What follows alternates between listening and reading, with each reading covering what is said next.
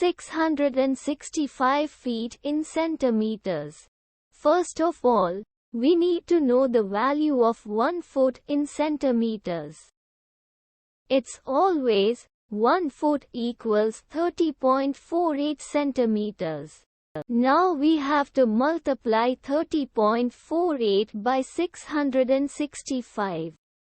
Therefore, 665 feet times 30.48 centimeters equals 20,269.2 centimeters. So, in other words, 665 feet equals 20,269.2 centimeters. We hope you have enjoyed this video. Please like and subscribe to our channel for more videos like this.